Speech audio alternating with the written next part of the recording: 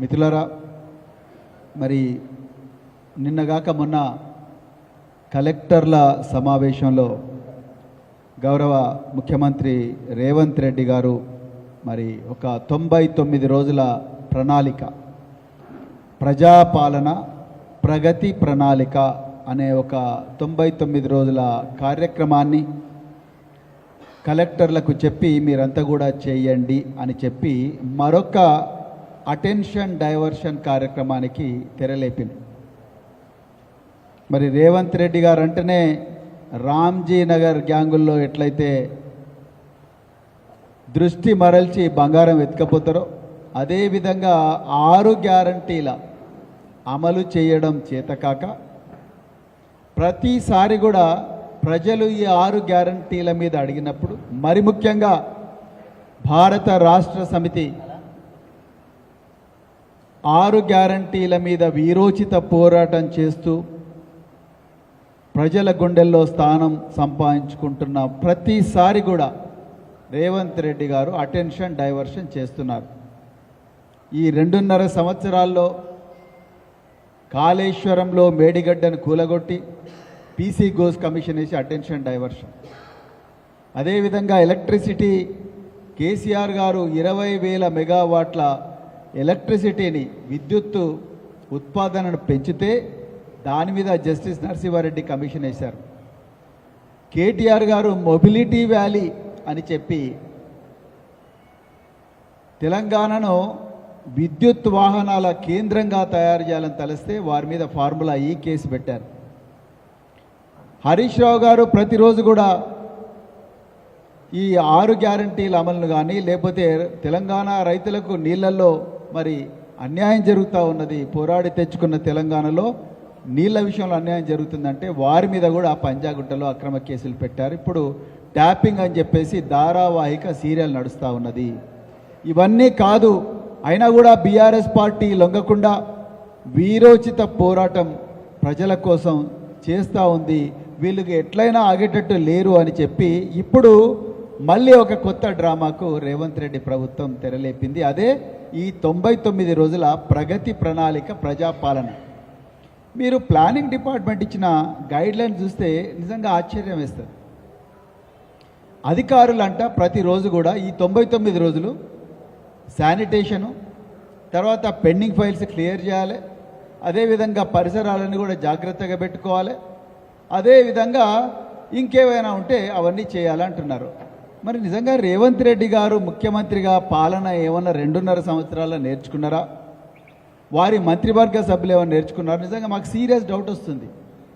అయ్యా రేవంత్ రెడ్డి గారు, అదేవిధంగా మరి రెవెన్యూ మంత్రి పొంగులేటి శ్రీనివాసరెడ్డి గారు, మిగతా మంత్రులు అందరూ కూడా మీరు ఈ 99 రోజుల ప్రజాపాలనలో ఇచ్చిన ప్రతి అంశం కూడా, అది పరిసరాల పరిశుభ్రత కానీ, మరి అదేవిధంగా పెండింగ్ ఫైళ్ళ క్లియరెన్స్ కానీ, లేకపోతే ప్రజల ఫిర్యాదులు వినడం కానీ, ప్రతిరోజు కూడా ప్రభుత్వ ఆఫీసుల్లో అందరూ చేయవలసిందే. వాళ్ళకు జీతాలు వచ్చేది అందుకొరకే. జీవో మన ట్రెజరీ అకౌంట్ నెంబర్ 010 హెడ్ కింద అందరికి కూడా జీతాలు వచ్చేది ఇందుకోసమే. వాళ్ళు జీతాలు తీసుకొని ప్రతిరోజు చేసే పని ఇదే. మీరు కొత్తగా 99 రోజుల ప్రజాపాలన ప్రగతి ప్రణాళిక అంటున్నారు. నిజానికి ఇక్కడ తెలంగాణలో ప్రజల మీద ప్రతీకార పాలన నడుస్తున్నది, ప్రజాపాలన కాదు. ప్రజలను దోపిడీ చేసే పాలన నడుస్తూ ఉన్నది. నేను దానికి కొన్ని ఉదాహరణలు కూడా ఇప్పుడు మీ ముందర పెడతాను. ఇక ప్రగతి ప్రణాళిక, నిజంగా తెలంగాణలో ప్రగతి ఉన్నదా? పూర్తిగా కాంగ్రెసు పాలనలో అడుగంటిపోయింది. పోరాడి తెచ్చుకున్న తెలంగాణ 2014 నుండి 2023 వరకు కేసీఆర్ గారు పరుగులు పెట్టించి అధికార యంత్రాంగాన్ని ఎన్నో అద్భుతమైన, ప్రపంచమే ముక్కు మీద వేలేసుకునేలా గొప్పగా మరి పథకాలు పెట్టి నిరంతరం తెలంగాణలో ప్రతి ఇంట్లో కూడా తల్లిదండ్రులు కూర్చున్నప్పుడు కానీ, పిల్లలు అన్నం తినడానికి కూర్చున్నప్పుడు కానీ, ప్రతి చోట కూడా కేసీఆర్ గారి కార్యక్రమాల మీద చర్చ జరిగేది. అది రైతు బంధు స్కీమ్ కావచ్చు, మిషన్ భగీరథ కావచ్చు, 1 కోటి ఎకరాలకు నీళ్ళు ఇవ్వడం కావచ్చు, విద్యార్థులకు గురుకులాలు ఇవ్వడం కావచ్చు, దాదాపు 3 లక్షల ఉద్యోగాలు ప్రభుత్వ రంగంలో ఇవ్వడం కావచ్చు, గురుకుల పాఠశాలలు పెట్టడం కావచ్చు, కళ్యాణ లక్ష్మి కావచ్చు, షాదీ ముబారక్ కావచ్చు, దళితులకు 3 ఎకరాల భూమి కావచ్చు, దళిత బంధు కావచ్చు, గిరిజన బంధు కావచ్చు, ఇంకా ఎన్నో స్కీములు. వీటన్నిటి మన ఊరు మనబడికి సంబంధించి కానీ, పల్లె ప్రగతి, పట్టణ ప్రగతి, వీటన్నిటి మీద కూడా ప్రతిరోజు కూడా చర్చ జరిగేది తెలంగాణలో ప్రతి ఇంట్లో కూడా. ఆ ప్రగతి అనేది ఈరోజు కుంటుపడ్డది. దానికి కూడా నేను ఉదాహరణలు చెప్తాను. అదేవిధంగా ప్రగతి ప్రణాళిక లేదు, అదేవిధంగా ప్రజాపాలన లేదు. ఈరోజు మనం ఇక్కడ మాట్లాడుతుండగానే మహబూబాబాద్లో, నాటి ఉమ్మడి వరంగల్ జిల్లాలో భాగమైన మహబూబాబాద్లో మానుకోటలో గౌరవ రెవెన్యూ శాఖ మంత్రి పొంగులేటి శ్రీనివాసరెడ్డి గారు వచ్చిండ్రు. దేని గురించి వచ్చిండ్రు? ప్రజాపాలన, ప్రగతి ప్రణాళిక. వరంగల్ వేదికగా నేను తెలంగాణ ప్రజలకు ఒక విషయం చెప్పాలనుకున్నా. నిన్ననే మా వర్కింగ్ ప్రెసిడెంట్ కేటీఆర్ గారు, అదేవిధంగా deputy floor leader Harish Rao గారి ఆదేశాల మేరకు నేను, డాక్టర్ దాసోజీ సెవెన్ ఎమ్మెల్సీ గారు, మన్నె క్రిషాంగ్ గారు, ఎర్రోల శ్రీనివాస్ గారు, అభిలాష్ గారు, అదేవిధంగా రాజేంద్ర నగర్ ఇన్ఛార్జ్ కార్తీక్ రెడ్డి గారు అందరం కలిసి కొత్వాల్గూడ అనే గ్రామానికి పోయినాం. అక్కడ మంత్రి పొంగులేటి శ్రీనివాసరెడ్డి గారి రాఘవ కన్స్ట్రక్షన్ కంపెనీ పట్టపగలే గుట్టలనన్నింటినీ కూడా పిండి చేస్తూ అక్కడి నుండి మొత్తం కూడా కంకర తయారు చేస్తూ అక్రమంగా జీవో 111ను, హైకోర్టు ఆర్డర్లను, ఎన్జిటీలను ఉల్లంఘించి పట్టపగలే వాళ్ళు క్రషర్స్ అన్నీ కూడా పెట్టుకున్నారు. ఈ తెలంగాణలో అందరూ క్రషర్లకు కూడా మీరు నోటీసులు ఇచ్చిండ్రు. మీరు కన్సెంట్ ఫర్ ఎస్టాబ్లిష్మెంట్ ఉందా, కన్సెంట్ ఫర్ ఆపరేషన్ ఉందా, మైనింగ్ లైసెన్స్ ఉందా, ఎలక్ట్రిసిటీ కనెక్షన్ ఉందా, లేదా మీరు గవర్నమెంట్కు పన్ను కట్టినరా, లేదా సినరేజ్ ఛార్జ్ కట్టినరా, లేదా ఇవన్నీ అడుగుతున్న మీరు పొంగులేటి గారికి మాత్రం ఎర్ర తివాచి పరిచి మరి రాయల్ వెల్కమ్ చెప్పి దోపిడీ చేసుకోండి అని చెప్తా ఉన్నారు. ఎన్ని వందల కోట్ల రూపాయల విలువైన కంకరను దోచుకుంటా ఉంది రాఘవ కన్స్ట్రక్షన్ కంపెనీ. ఇంకా గమ్మత్ ఏందయ్యా అంటే, మేము పోకముందేమో ఆ కంటైనర్ల మీద రాఘవ కన్స్ట్రక్షన్స్ అని రాసిండ్రు. మేము వస్తున్నామని తెలుసుకునే లోపలనే మొత్తం కూడా వాటి మీద నీలి రంగుతో రాఘవ కన్స్ట్రక్షన్ బోర్డు చెరిపేసిండ్రు. అయ్యా పొంగులేటి గారు, మీరు తప్పు చేయకపోతే ఎందుకు రాఘవ కన్స్ట్రక్షన్ బోర్డును మొత్తం కూడా బ్లూ పెయింట్తోని మాస్క్ చేసిండ్రు చెప్పండి. ఇంకా రెండో విషయం, వరంగల్ ప్రజలకు మరి ముఖ్యంగా మానుకోటలో ఇలా మంత్రి గారిని మీరు నిలదీయాల్సిన అవసరం ఉన్నది. మానుకోటలో ఉండే ప్రజలను నిలదీయాల్సిన అవసరం ఉన్నది. ఇక్కడనే పక్కనే ఉండే ఖమ్మం జిల్లాలో వెలుగుమట్ల గ్రామంలో, ఖమ్మం పక్కనే ఉండే వెలుగుమట్ల గ్రామంలో దాదాపు 2000 కుటుంబాలను రోడ్డు మీద పడేసిండు ఇదే పొంగులేటి శ్రీనివాసరెడ్డి, ఇదే తుమ్మల నాగేశ్వరరావు, ఇదే మల్లుభట్టి విక్రమార్క. ముగ్గురు మంత్రులు కలిసి దాదాపు 2000 మంది పేద ప్రజల ఇండ్లన్నీ కూడా 4000 మంది పోలీసులను పెట్టి పచ్చగా బతుకుతున్న ఇళ్లల్లో, భూదాన్ భూముల్లో బతుకుతున్న ఈ పేద ప్రజలందరి ఇండ్లు గూలగొట్టి దాన్ని మరో గాజాగా మార్చి వాళ్ళని నాశనం చేసిండ్రు. ఇవాళ ఏ ముఖం పెట్టుకొని మీరు మానుకోటకు వచ్చి అక్కడ పేద ప్రజల ఇళ్లలో ధ్వంసం చేసి, నేలమట్టం చేసి, వాళ్ళను పెయిడ్ బ్యాచ్ అని, పేదోళ్ళనే ల్యాండ్ మాఫియా అని, అలాంటి పొంగులేటి శ్రీనివాసరెడ్డి గారు మీరు ఈరోజు మానుకోటకు వచ్చి మాకు ప్రజాపాలన గురించి చెప్తారా, మాకు ప్రగతి ప్రణాళిక గురించి చెప్తారా? మొత్తం నవ్వుతున్నారు తెలంగాణ ప్రజలు. తెలంగాణ ప్రజలు మర్చిపోలేడు శ్రీనివాసరెడ్డి గారు. ఇంకా మీరు హైదరాబాదు మహానగరంలో మీ అబ్బాయి అధినేతగా ఉన్న రాఘవ కన్స్ట్రక్షన్ 300 కోట్ల రూపాయల విలువైన భూమిని కబ్జా చేయడానికి పోతే గచ్చిబౌలి పోలీస్ స్టేషన్లో మీ కంపెనీ మీద కేసు అయితే ఆ ఇన్స్పెక్టర్ను రాత్రికి రాత్రి మీరు ట్రాన్స్ఫర్ చేయించారు.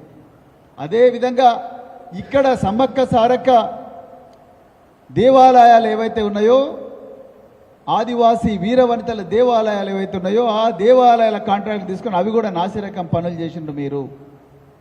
అదేవిధంగా భూభారతి పెద్ద కుంభకోణం జరిగింది. జనగామలోనే బయటపడ్డది ఆ కుంభకోణం. ఉమ్మడి వరంగల్ జిల్లాలో ఉండే జనగామ జిల్లాలో ఆ కుంభకోణం బయటపడ్డది. 100 కోట్ల రూపాయల కుంభకోణం మీ సేవా కేంద్రాలుగా జరిగింది. మరి ఇవన్నీ మీరు చేసి ఇప్పుడు ప్రజాపాలన ప్రగతి ప్రణాళిక మీ వల్ల ప్రగతి కుంటుపడ్డది.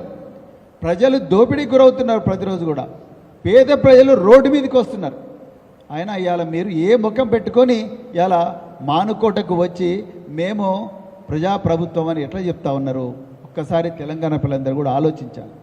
ఇక రెండో విషయం, ఇక ఈ కాంగ్రెస్ ప్రభుత్వం 2023లో ఆగస్టు 26వ తారీఖు నాడు చేవెళ్ళ కేంద్రంగా చేవెళ్ళ డిక్లరేషన్ అని చెప్పేసి ఎవరినో కాదు మల్లికార్జున ఖర్గేని తీసుకొని వచ్చిండ్రు. ఏఐసిసి ప్రెసిడెంట్ ఆయన. ఈ దేశంలో మేము ఏఐసిసిని ఒక ఎస్సీ సామాజిక వర్గానికి చెందిన వ్యక్తిని మేము ఏఐసిసి ప్రెసిడెంట్గా చేసిన చూడండి అని చూపించుకోనికే మల్లికార్జున ఖర్గే ఏం చేసిండ్రో ఆ మల్లికార్జున ఖర్గే చేతుల మీదుగా చేవెళ్ళ డిక్లరేషన్ చేసిండ్రు. నిజంగా ఈ దేశంలో పూనా ఒడంబడిక లాంటి 1932లో ఏ విధంగా అయితే ఎస్సీల మీద బహుజనుల మీద ద్రోహం జరిగిందో అలాంటి ద్రోహమే ఆగస్టు 26 నాడు 2023లో చేవెళ్ళ వేదికగా కాంగ్రెస్ పార్టీ మల్లికార్జున ఖర్గే రేవంత్ రెడ్డి ఇద్దరు కలిసి ద్రోహం చేసిండ్రు. అయ్యా మీరు ఆ రోజు ఎస్సీలకు ఏమని చెప్పిండ్రండి? మీరు 12 అంశాలతోని ఒక చేవెళ్ళ డిక్లరేషన్ పెట్టిండ్రు. ఎస్సీలకు 12 లక్షల ఆర్థిక భరోసా, ఒక్క పైసా రాలేదు ఇంతవరకు. కేసీఆర్ గారు దళిత బంధు కింద 10 లక్షల రూపాయలు ఇస్తామంటే మీరు 12 లక్షల రూపాయలు ప్రామిస్ చేసిండ్రు. ఒక్క పైసా కూడా ఇంతవరకు ఇవ్వలేదు. ఎస్సీ కార్పొరేషన్లో సంక్షేమ భవన్లో అధికారులందరూ కూడా ఈగలు చూపుతా ఉన్నారు. వాళ్ళ చేతికి పని లేదు. ఒక్క పైసా కూడా మీరు ఇంతవరకు ఎస్సీ కార్పొరేషన్కి ఇవ్వలేదు. పరిశ్రమల విభాగం ఎస్సీ ఎస్టీ కింద టీ ప్రైడ్ కింద ఎస్సీ ఎస్టీలకు రాయితీలు ఇచ్చి వాహనాలు ఇస్తే వాళ్ళకు రావాల్సిన సబ్సిడీ అమౌంట్ కూడా ఒక పైసా పోలేదు. పోయింటే ఒక లెక్కలు ముందర పెట్టండి. ఎస్సీ కార్పొరేషన్ నుంచి ఎంతమంది ఎస్సీలకు ఇప్పటి వరకు కూడా మీరు రుణాలు ఇచ్చిండ్రు? ఒక్క ఎస్సీ కన్నా ఇచ్చిండ్రా చూపియండి. రాజీవ్ యువ వికాసం అని చెప్పి అప్లికేషన్లు తీసుకొని అవన్నీ చెత్తబుట్టలో పడేసిండ్రు. ఇది మీరు చేవెళ్ళ సాక్షిగా ఎస్సీలకు చేసిన ద్రోహం. అదేవిధంగా ఎస్సీ ఎస్టీలకు ఇంటి స్థలాలు లేని వారికి ఇళ్ల స్థలాలు ఇచ్చి 6 లక్షల రూపాయల ఆర్థిక సాయం అందిస్తున్నారు. ఎంతమంది ఎస్సీలకు ఇళ్ల స్థలాలు ఇచ్చిండ్రు? ఒక్కసారి మీరు ఆ వివరాలన్నీ తీసుకొని రావాలి. అదేవిధంగా ఎస్సీ ఎస్టీలకు కాంట్రాక్ట్ పనుల్లో 18%, 12% కేటాయిస్తున్నారు. ఎస్సీలకు 18%, ఎస్టీలకు 12%. నేను వరంగల్ వేదికగా చెప్తున్న డాక్టర్ బిఆర్ అంబేద్కర్ గారి విగ్రహం ఇక్కడికి కూతవేటు దూరంలో ఉన్నది. నేను వరంగల్ వేదికగా చెప్తున్న కేసీఆర్ గారు ముఖ్యమంత్రిగా ఉన్నప్పుడు వేలాది మంది ఎస్సీలు కాంట్రాక్టర్లు అయినరు. నేను సజీవ సాక్ష్యాలు ఎన్నో చూపిస్తాను. మీరు ఈ గురుకుల పాఠశాలకు తీసుకుపోండి, ప్రభుత్వ పాఠశాలకు తీసుకుపోండి. అదేవిధంగా చాలా చోట్ల కూడా ఎస్సీ కార్పొరేషన్ రుణాల ద్వారా వేలాది మంది కాంట్రాక్టర్లు అయినరు. మీరు ఒక్కరిని కూడా చేయకపోగా పైనుంచి ఎస్సీల నోట్ల మన్ను కొట్టిండ్రు, ఎస్టీల నోట్ల మన్ను కొట్టిండ్రు, బీసీల నోట్ల మన్ను కొట్టిండ్రు. ఇది వాస్తవం. మీరు ప్రాజెక్టు ఇంప్లిమెంటేషన్ యూనిట్ అని చెప్పి ఒక జీవో తీసుకొచ్చి ఆ జీవోలో ఈ రాష్ట్రంలో ఉండే అన్ని ప్రభుత్వ పాఠశాలలు, అన్ని గురుకుల పాఠశాలలు, వీటన్నిట్లలో కూడా టెండర్లన్నీ కూడా బడాబాబులకే చెందాలని చెప్పి జీవో తీసుకొచ్చిండ్రు. మరి మీరు చేవెళ్ళనేమో 18% ఎస్సీల కాంట్రాక్ట్లు ఇస్తున్నారు. మీరు ఒక్క గవర్నమెంట్ డిపార్ట్మెంట్ చూపించండి రేవంత్ రెడ్డి గారు, ఎస్సీ ఎస్టీలకు కాంట్రాక్ట్లు వాళ్ళ హక్కు ప్రకారం ఇచ్చినట్టుగా. మీరే అన్నారుగా చేవెళ్ళ డిక్లరేషన్లో. మళ్ళీ మీరు ఏం చేస్తున్నారు? రేపు ఈరోజే అనుకుంటా, 6వ తారీఖు కదా, ఈరోజే మీరు శిల్పకళా వేదికలో ఎస్సీ ఎంప్లాయీస్ అందరు కలిసి మీకు సన్మానం చేస్తున్నారు. ఈరోజు ఎస్సీ ఎంప్లాయీలు అందరు కలిసి మీకు సన్మానం చేస్తున్నారు. మీరు ఆ ఎంప్లాయీల సాక్షిగా ఈరోజు చెప్పాలి రేవంత్ రెడ్డి గారు. మీరు ఈరోజు సాయంత్రం శిల్పకళా వేదికలో ప్రోగ్రాంకు పోతున్నారు కదా, ఈరోజు చెప్పాలి ఏమని? నేను ఎస్సీలకు ఇంతమందికి కాంట్రాక్ట్లు ఇచ్చిన, ఎస్టీలకు ఇంతమందికి ఇచ్చిన ప్రభుత్వ రంగంలో అని చెప్పి ఇవ్వండి. కొడంగల్ నారాయణపేట టెండర్లేమో మీరు ఎవరికి ఇచ్చిండ్రు?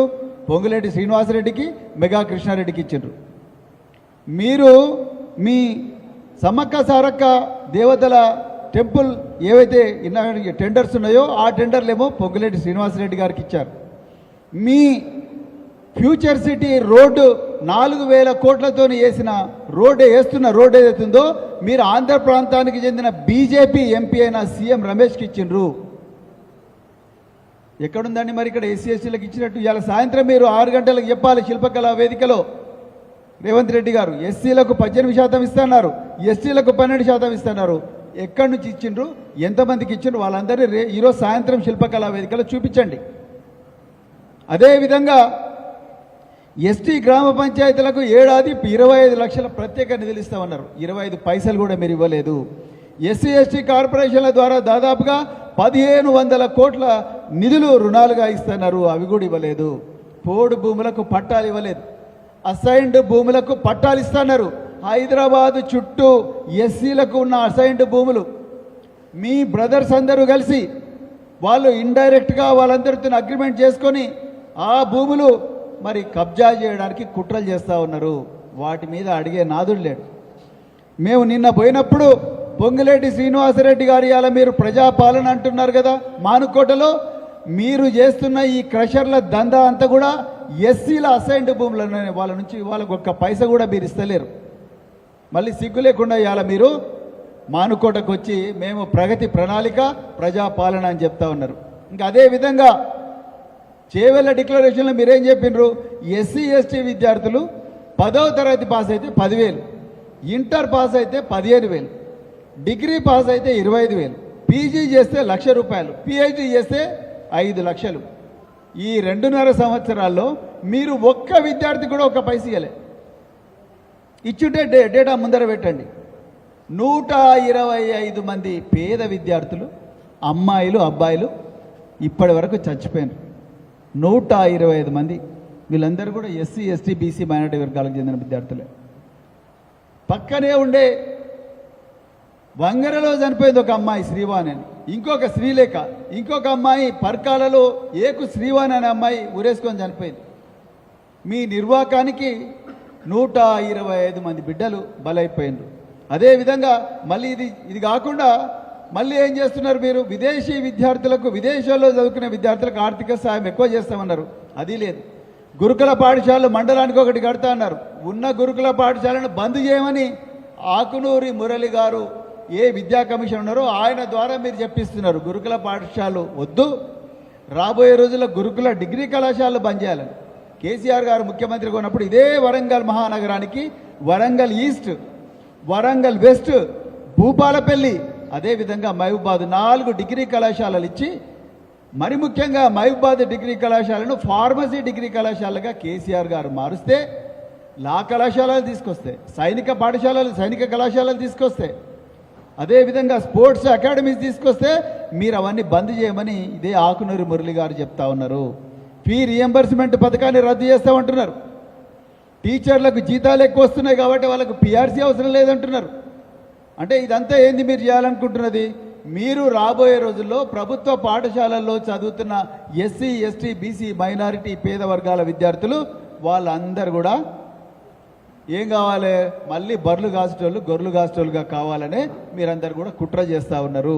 అదేవిధంగా ఓరుగల్లు మహానగరంలో మరి వినయన్న గారు చెప్తే నేను మరి భద్రకాళి అమ్మవారి దేవాలయం పక్కపుంటుండే కాలనీస్కు పోయినా, ఘోరంగా ఎస్సీ వర్గాలకు చెందిన వ్యక్తులు మరి ఈ ప్రభుత్వ ఉద్యోగాలు మనకి ఇవ్వడం లేదు, మనకు చదువు కూడా రానివ్వడం లేదు. సరే మన కాళ్ళ మీద మనం నిడుద్దామని చెప్పేసి వాళ్ళను వీళ్ళను అడుక్కొని పుస్తలు తాకట్టు పెట్టి వీళ్ళు చిన్న చిన్న హోటళ్ళు పెట్టుకుంటే రాత్రికి రాత్రి వచ్చి కాకతీయ అర్బన్ డెవలప్మెంట్ అథారిటీ అధికారులు, మున్సిపల్ అధికారులందరూ వచ్చి ఆ బిల్డింగ్లను గొలగొట్టిండ్రు, ఆ హోటల్ను గొలగొట్టిండ్రు. నేను ఇవాళ అడుగుతున్నా, మరి మీ నాయకులు ఎవరైతే కాంగ్రెస్ నాయకులు పెద్ద పెద్ద మాల్స్ కట్టుకున్నారు, మీరు కాంగ్రెస్ నాయకుడు ఈ మల్లు రవికి అయితే హైదరాబాద్ మహానగరంలో 8,13,00,000 విలువైన ప్రభుత్వ భూమిని అప్పనంగా అప్పగించేసిండ్రు. మరి ఈ పేదోళ్ళు ఏం చేసిండ్రండి? చెరబండ రాజునగర్ అమ్మవారి దేవాలయం పక్కనే ఉంటుంది, భద్రకాళి అమ్మవారి దేవాలయం పక్కనే. చెరబండ రాజునగర్ను కూడా ఇప్పుడు మొత్తం కూడా కూలగొడతామంటున్నారు. అమ్మవారి దేవాలయం పక్కన ఉండే ఎస్సీల కాలనీలన్నీ కూడా కూలగొడతామని అంటున్నారు. ఎందుకయ్యా మీరు చేవేల డిక్లరేషన్లు ఏమో ఎస్సీలను గుండెలో పెట్టుకుంటా ఉన్నారు, మరి అలా ఏందో మొత్తం ఎస్సీలు ఉండే కాలనీలు ఎస్టీలు ఉండే కాలనీలు కూలగొడుతున్నారు. మీ హైడ్రా మరి తిరుపతి రెడ్డి ఇల్లు కూలగొట్టాలిగా దుర్గం చెరువులో. రేవంత్ రెడ్డి గారి సోదరుడైన తిరుపతి రెడ్డి గారు మీరు ఆయన ఇల్లు మన హైడ్రా అధికారులు మీరు తిరుపతి రెడ్డి ఇల్లు కూలగొట్టాలి కదా. ఈ పేదోళ్ళ ఇల్లే కూలగొడుతున్నారు ఏంది? ఎస్సీ ఎస్టీలు, దివ్యాంగులు, మైనారిటీలు, గ్రామీణ ప్రాంతాల్లో తిండి దొరకక పట్టణ ప్రాంతాలకు వలస వచ్చిన పేదలు వాళ్ళ ఇండ్లు కూలగొడతా ఉన్నారు. వెలుగుమట్లలో ఖమ్మంలో పేద వర్గాల ఇల్లు కూలగొట్టా ఉండరు. అందుకొరకు మళ్ళొక్కసారి మేము చెప్తా ఉన్నాం, ఈ తెలంగాణలో ఈ కాంగ్రెస్ పార్టీ, ఈ రేవంత్ రెడ్డి, అదేవిధంగా పొంగులేటి శ్రీనివాసరెడ్డి, మిగతా నాయకులు ఎవరైతే ఉన్నారో వీళ్ళందరూ కూడా తెలంగాణ ప్రజలను దోపిడీ చేస్తూ ఉన్నారని చాలా క్లియర్గా చెప్తా ఉన్నాం. ఇంకా రెండవది చివరి విషయం, మరి ఎన్నో సంవత్సరాల పోరాటం తర్వాత మరి కాజీపేటలో ఒక రైల్వే కోచ్ ఫ్యాక్టరీ వచ్చింది. మరి దాంట్లో వర్క్స్ జరుగుతూ ఉన్నాయి. కానీ ఒక్కటే సమస్య, నిజంగా ఏ ప్రాంతంలో పరిశ్రమలు పెట్టాలన్నా ఆ ప్రాంత ప్రజలకు లాభం వచ్చే విధంగా పెట్టాలి. ఇక్కడ పరిశ్రమలు పెట్టి స్థానిక యువకులకు ఉద్యోగాలు రాకుండా పోతే ఆ పరిశ్రమలు ఈ ప్రాంతానికి భారం అయితే తప్ప ఈ ప్రాంతానికి న్యాయం చేసేటోళ్ళు కాదు, న్యాయం చేసే విధంగా తయారు కావు. గతంలో మరి మహారాష్ట్రలో కానీ, అదేవిధంగా లాతూర్ మహారాష్ట్రలో కానీ ఇంకా చాలా ప్రాంతాల్లో కూడా స్థానికులకు 70% ఉద్యోగాలు వచ్చే విధంగా అక్కడి విధానాలు రూపకల్పన చేయబడ్డవి. కానీ ఇక్కడ మరి కాజీపేట రైల్వే కోచ్ ఫ్యాక్టరీ వస్తుంది. మొన్న మా deputy floor leader Harish Rao గారు కూడా చెప్పారు ఈ విషయం. మళ్ళీ మేము చెప్తున్నాం, ఈ కాజీపేట రైల్వే కోచ్ ఫ్యాక్టరీ అనేది గతంలో పివి నరసింహారావు గారు ఉన్నప్పటి నుంచి దీని మీద చర్చ జరుగుతూ ఉన్నది. పెద్దలు గౌరవనీయులు తెలంగాణ తొలి ముఖ్యమంత్రి కేసీఆర్ గారు దీనికి 160 ఎకరాల భూమి కూడా ఇస్తామని చెప్పారు ఎన్నోసార్లు. మరి బీఆర్ఎస్ పార్టీ కూడా దీని మీద వీరోచిత పోరాటాలు చేసింది. అందరి పోరాటాల ఫలితంగా ఈరోజు రైల్వే కోచ్ ఫ్యాక్టరీ, రకరకాల పరిశ్రమలు వచ్చినా కూడా ఈ వరంగల్ ఉమ్మడి జిల్లా బిడ్డలకు దీనివల్ల లాభం లేకుండా పోతా ఉన్నది. తప్పనిసరిగా 70% ఉద్యోగాలు ఈ స్థానికులకే రిజర్వ్ చేయాలి. మరి బీహార్లో చేస్తున్న పరిశ్రమల్లో అంతా కూడా మరి తెలంగాణ వాళ్ళకి ఇస్తలేరు కదా, బీహార్ వాళ్ళకే ఫస్ట్ ప్రిఫరెన్స్ ఇస్తున్నారు. ఉత్తరప్రదేశ్లో చేస్తున్న పరిశ్రమలు స్థాపిస్తున్న పరిశ్రమలు ఏవైతే ఉన్నాయో అక్కడ యూపీ వాసులకే ఇస్తూ ఉన్నారు. కానీ తెలంగాణ వచ్చే వరకు మరి తెలంగాణ బిడ్డలకే ఇవ్వాలి, మొట్టమొదటి ప్రిఫరెన్స్ వాళ్ళకే ఇవ్వాలని చెప్పి డిమాండ్ చేస్తూ మరొక్కసారి ఈ ప్రజాపాలన ప్రగతి ప్రణాళిక అనే ఒక డ్రామా ఏదైతే, హై వోల్టేజ్ డ్రామా ఏదైతే 99 రోజుల పాటు పాలన పడకేసే డ్రామా, దోపిడీ నిరంతరాయంగా చేసుకునే డ్రామా ఏదైతుందో, అధికారులు వాళ్ళ పనులు వాళ్ళు చేసుకోకుండా రోజు మినిస్టర్ల చుట్టూ తిరిగే డ్రామా ఏదైతుందో, ప్రజలను మోసం చేసే డ్రామా ఏదైతుందో, ఈ డ్రామా వల్ల తెలంగాణ ప్రజలకు ఎలాంటి ప్రయోజనాలు ఉనగూరవని చెప్తూ చివరిగా మళ్ళీ చెప్తున్నా, తెలంగాణ ప్రజలు ముక్త కంఠంతో ఒక్క విషయం డిమాండ్ చేయాలి. మంత్రి పొంగిలేటి శ్రీనివాసరెడ్డి గారు ఇవాళ మానుకోటలో ఉన్నారు. అయ్యా శ్రీనివాసరెడ్డి గారు, మీరు 3000 కుటుంబాలను రోడ్డు మీద పడేశారు. వాళ్ళు నివసిస్తున్న ఇళ్లను నేలమట్టం చేసిండ్రు. ఇవాళ తెలంగాణ సంపదను పట్టపగలే మీరు రేవంత్ రెడ్డి ఇద్దరు కూడబలుకొని దోచుకుంటా ఉన్నారు. మీకు ఈ ప్రభుత్వంలో కొనసాగే నైతిక హక్కు లేదు. మీరు అర్జెంటుగా రాజీనామా చేయాలి, లేకపోతే మరి ఇవాళ మేము డిమాండ్ చేస్తున్నాం పొంగిలేటి శ్రీనివాసరెడ్డిని బర్తరఫ్ చేయాలని చెప్తూ, ఓరుగల్లు నగరంలో సదాంత్ అనే దళిత బంధు లబ్ధిదారుడి దుకాణాన్ని మరి కాంగ్రెస్ ప్రభుత్వం కూల్చేసింది. అది నేను చాలా క్లియర్గా ఇంతకుముందే చెప్పడం జరిగింది. మరి అందుకొరకు ఈ తెలంగాణకు నిజంగా శ్రీరామ రక్ష అంటే కేవలం బీఆర్ఎస్ పార్టీ మరియు కేసీఆర్ గారే. మరి కేసీఆర్ గారు పోరాడి తీసుకొచ్చిన తెలంగాణ ఇలా రాబందులా పాలైందన్న బాధ ఇలా తెలంగాణలో ప్రతి కుటుంబం కూడా ఏడుస్తూ ఉన్నది. అందుకొరకు త్వరలో ఎంత తొందరగా వీలైతే అంత తొందర మళ్ళీ కేసీఆర్ గారిని ముఖ్యమంత్రి చేసుకోవాలి, బీఆర్ఎస్ పార్టీని అధికారం తీసుకురావాలని చెప్పేసి తెలంగాణ ప్రజలందరూ కూడా 1000 దేవుళ్లకు మరి మొక్కుకుంటున్నారు. మరి ఇదే విషయం తెలంగాణ ప్రజలకు తెలియజేస్తూ, బీఆర్ఎస్ పార్టీ తెలంగాణ సంపదను దోచుకునే శక్తుల మీద తెలంగాణను ఒక ఏటీఎంగా మార్చి మరి ఢిల్లీలో ఉండే బడా బాబులకు ఆస్తులు పంచిపెట్టే ఈ దొంగల మీద వీరోచిత పోరాటం. మీరు ఎన్ని కేసులు పెట్టినా, మీరు ట్యాపింగ్ కేసు పెట్టినా, ఫార్ములా కేసు పెట్టినా, మీరు ఎన్ని కేసులు పెట్టినా ఎట్టి పరిస్థితుల్లో కూడా మేము మాట తప్పము, మడమ తిప్పమని చెప్తూ మరొకసారి ఇంత ఓపికగా మరి మా ఈ విషయాలను, మేము చెప్పిన ఈ విషయాలను తెలంగాణ ప్రజలకు మరి ప్రసారం చేసిన మీడియా మిత్రులందరికీ కూడా ధన్యవాదాలు చెప్తూ జై తెలంగాణ, జై కేసీఆర్.